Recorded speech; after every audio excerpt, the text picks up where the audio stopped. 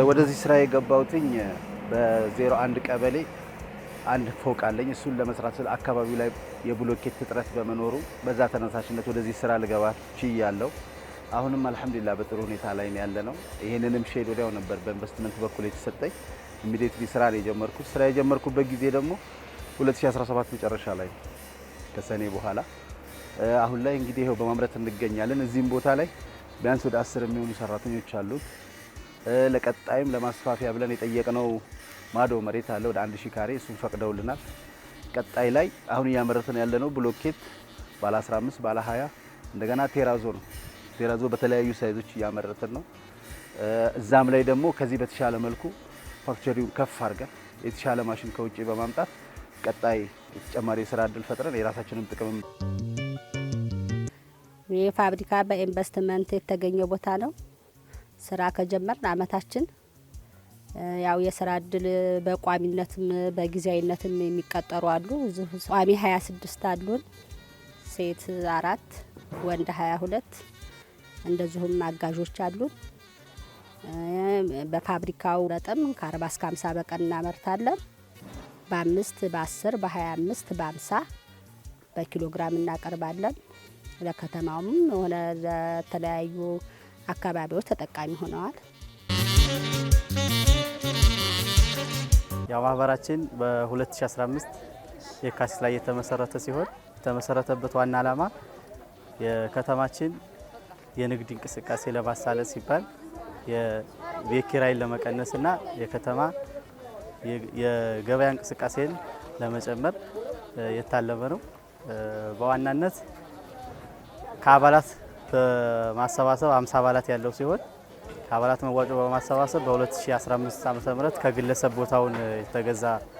ቦታውን ገዝተን ቀጥታ ወደ ግንባታ የገባንበት ሁኔታ አለ። አሁን ላይ ግራውንድ ፕላስ ቤዝመንት ፕላስ ግራውንድ ፕላስ 10 የሆነ ዘመናዊ ህንፃ ለመገንባት አሁን ፕሮሰስ ላይ ያለበት ሁኔታ ነው ያለው። እንደሚታየው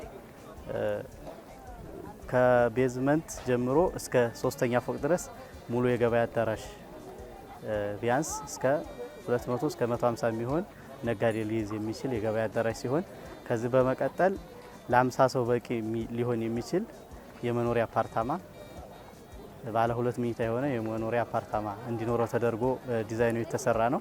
ዘመናዊ ህንፃ ነው። ሊፍት፣ ሁሉም ዘመናችን ላይ ያለ ቴክኖሎጂውን የዋጀ ህንፃ ለማሰራት ያው ግንባታ ላይ ጀምረናል ማለት ነው። ዋናው ዓላማ አብዛኛው ነጋዴ በቤት ኪራይ ሁኔታ ላይ ስለሆነ ያለው፣ ስለዚህ የራሱን የሆነ ቤት ኑሮት የገበያውን እንቅስቃሴ ለማሳለጥ የታለመ ነው። በተሰማራሁበት በጥቃቅን እና አነስተኛ ተሰማርቼ በቦራ ሜዳ ክላስተር ሼድ መንግስት በሰጠኝ በአሁኑ ሰዓት የእንጨት ማምረቻ የተለያዩ ግብአቶችን እያስገባሁን ሞራሌ፣ አንጉላሬ፣ የተለያዩ ለቤት መስሪያ የሚሆኑ ከፋፎች እንዲሁም ለበር መቅጠሚያ የሚሆኑ የተለያዩ መቃኖችና አንጉላሬ ለኮርኒስ መስሪያ የሚሆኑ ማቴሪያሎችን አሁን በማምረት ላይ ይገኛለሁ። በአሁኑ ሰዓት ቋሚና ጊዜያዊን ጨምሮ ከ30 ሰራተኞች ከዛ በላይ የሚሆኑ ሰራተኞች በማስተናገድ ላይ የስራ ዕድል በመፍጠር ላይ ይገኛለሁ። በአሁኑ ሰዓት ደግሞ ያው ካፒታልነት አድጌ ወደ መካከለኛ ተሸጋግሬ የኢንቨስትመንት ፈቃድ አውጥቼ ለተለያዩ ማቴሪያሎችን በማምረትና ለበርካታ የስራ ዕድል ፈጠራ ለማድረግ በዝግጅት ላይ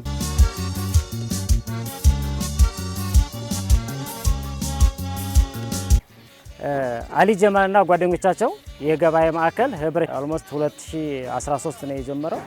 2013 ይሄን ቦታ በማህበሩን መሰረትና ከዛ በኋላ ይሄን ቦታ ጨረታ በመንግስት ወጥቶ አገኘ ነው። ዞሮ ዞሮ 2013 ባለው የጨረታ ህግ አግባብ ጨረታውን አሸንፈን ይሄን ቦታ ርክክብ አድርገን ግንባታችንን የጀመርነው ባለፈው 2017 ግንቦት 22 ኦልሞስት ሰኔ 1 አካባቢ ማሽን አስገብተን ኮንትራክተር ጨረታ አውጥተን ሰኔ 1 አካባቢ ቁፋሮ ጀምረናል ማለት ነው። እንግዲህ አሁን ስራውን ያያችሁ ነው። ፕሮጀክቱን ኦልሞስት በ7 ወር ነው እዚህ የደረሰው። በ7 ወር ውስጥ ጂ+2 መስራት ያው ይታወቃል ባለው ነባራዊ ሁኔታ የኑሮ ግሽበት እነዚህ ጋር ተያይዞ ዞሮ ዞሮ በአባሎቻችን ጥንካሬ እኩል በመተሳሰብ በመደጋገፍ ፕሮጀክታችንን ኦልሞስት በ7 ወር ቁሞ እንዲሄድ ያደርገናል። ስለዚህ ህንጻው የሚያገለግለው ምንድነው? አብዛኛው ኮመርሻል ነው፣ ለንግድ ቦታ ነው የሚያገለግለው። ሚክስድ አይደለም። ማስተር ፕላኑም እንደዛ ስለማይል ማለት ነው። ኮመርሻል ስለሆነ የሚለው ዲዛይኑን በተመለከተ ቤዝመንት ግራውንድ ፕላስ 8 ፕላስ ቴራዝ ነው የሚለው። ያ ማለት ቤዝመንት አንድ አለው፣ ከዛ ግራውንድ፣ ከዛ 8 ፎቆች ይኖሩትና 8ኛው ፎቅ ላይ ሙሉ ንጣፍ ቴራዝ ነው የሚሆነው። ከላይ እንደ ሰገነት ማለት ነው። ማንኛውም የከተማችን መዝናናት የሚፈልግ ሰው ላይ ትልቅ መዝናኛ አለው 8ኛ ፎቅ መጨረሻ ላይ ማለት ነው።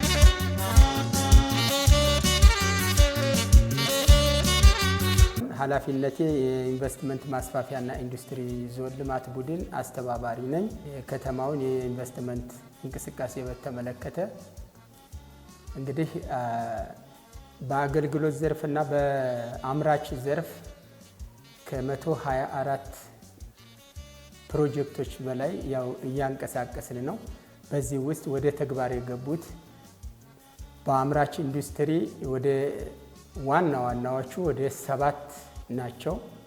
ሌላው ከ58ቱ ማለት ከ53ቱ በአገልግሎት ዘርፍ የሚንቀሳቀሱ ናቸው።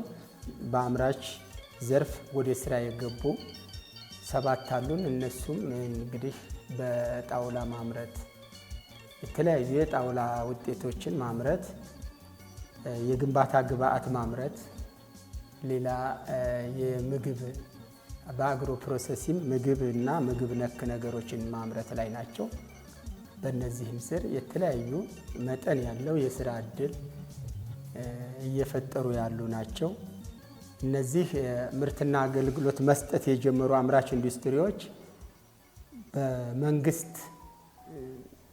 መንግስት በሰጣቸው የማምረቻ ቦታ ላይ የሚያመርቱ አሉ፣ በግል ይዞታቸው ላይ የሚያመርቱ አሉ። እነዚህ አጠቃላይ ከ100 በላይ የስራ እድል እነዚህ አሁን 7 ያልኳቸው ወደ 100 ቋሚ የስራ እድል እስካሁን ይዘውት የመጡትንም አዲስ የፈጠሩትን ያለውንም ነው የገለጽኩ ያለሁት። እነዚህ አምራች ኢንዱስትሪዎች ለከተማው ያው ምርት እያቀረቡ በኮንስትራክሽን አሁን በብሎኬት ማምረት አለ፣ ወደ 2 ናቸው። እነሱ አሁን ለከተማው ከከተማውም ውጭ የገበያ ትስስር እየፈጠሩ የግንባታ ግብአት እያቀረቡ ነው ያለው። ጣውላ የመጀመሪያ እንደውም እንደ ሀይቅ ምንም ሌላ ከዚህ ቀደም ተጀምሮ የማያውቅ የጣውላ ምርትን የተለያዩ ሞራሌ ሊሆን ይችላል። እነዚህ ባለ 20 ባለ 30 ባለ 10 ባለ 15 ጣውላዎች አለን። እነዚህ ስትሪቾችን የሚያመርት አለን።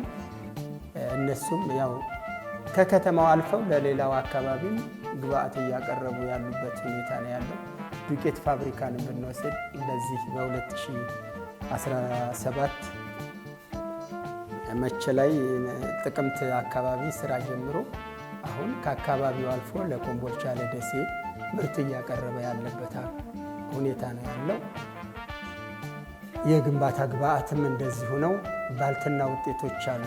ሽሮ በርበሬ በተለይ በስፋት የሚያመርቱ እና አንሻ መሐመድ አንሻ ባልትና የምትባለው አለች፣ ምስራቅ ከበደ።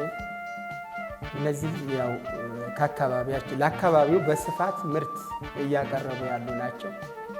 ሌሎች ምናልባት በአገልግሎት ዘርፍ እንደምታዩቸው በአብዛኛው አሁን ዘመናዊ የምንላቸው ነገሮች በግንባታ ላይ ያሉት ናቸው። የገበያ ማዕከል፣ የሆቴል ግንባታ የጀመሩ አሉ። እነሱ በዚህ አግባብ እየተዘጋጁ ያሉና እየተገነቡ ያሉ ፕሮጀክቶች አሉ። ይሄ ነው በዋናነት። ይህንን ብንልም በቂ ነው አይደለም፣ በቂ አይደለም። በአምራች ኢንዱስትሪ ዘርፍ አሁን ከዚህ የበለጠ ያስፈልጋል። የመንግስትም ወይም የፖሊሲያችን አቅጣጫም ከግብርና ወደ ኢንዱስትሪ የሽግግር ከማድረግ አንጻር ከፍተኛ ብዙ ባለሀብቶች አሁን መሬት እየጠየቁ ካሳ ከፍለን እንግባ እያሉ የሚመላለሱ አሉ። ያው እኛ በተለያዩ ምክንያቶች ምላሽ ባንሰጣቸውም እየጠበቁ ያሉ ተፈቅዶላቸዋል። ካሳ ተጠንቶ በራሳቸው በሊዝ ኪራይ ታሳቢ መሬት እንዲቀርብላቸው የጠየቋሉ። እነሱን እንግዲህ ከተማ አስተዳደሩም ኦኬ ብሏቸዋል።